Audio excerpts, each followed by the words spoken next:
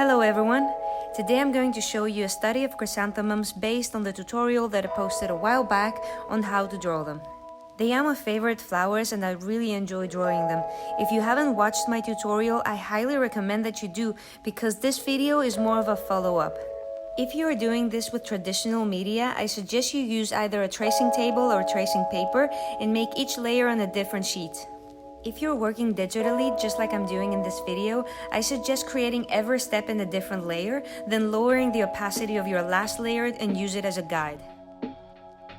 I'm starting off by circling the area that I want my flower to occupy. The second thing would be to draw a circle that is going to be the innermost part of the flower, and lastly a few lines that will show the general direction of where the petals are going to land. So I like to start from the innermost part of the flower where the petals are not yet opened because it has a circular shape and it's much easier to define the direction of the entire flower that way. I slowly work my way out and most of the times I will draw each layer of petals starting from the inside out. But sometimes I may decide to draw some of the outermost petals and then work my way in to meet the round innermost part. But either way, I always do the round innermost part first. So do whatever works for you, either draw the inside and then work your way out, or draw the inside, then the outermost, and then fill in the space in between. At this stage, I'm not being particularly careful or detailed.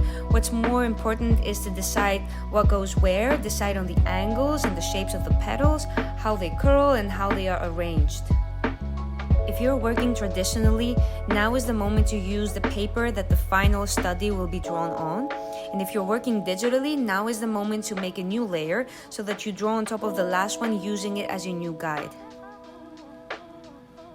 Since all the important work has been done in the previous layer, there's not much to think here. Just follow your guide layer and refine your lines. Focus on making them clean and continuous, which of course also depends on your style.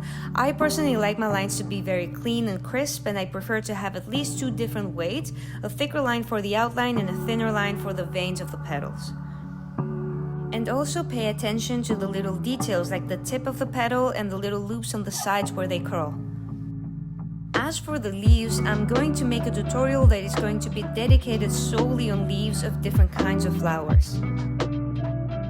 And this is it pretty much. This is just an example of how you can practice drawing chrysanthemums or any flower. Make different layers, don't try to make it perfect from the beginning. Mark the area you want to cover and start step by step. And the more you do this, the better you'll get. I know that drawing something for the first time can seem extremely difficult and chaotic, especially in an intricate design like a flower that has so many petals and so many details. This is why breaking it down into steps is very important, so that something that used to seem chaotic now is only a matter of practice.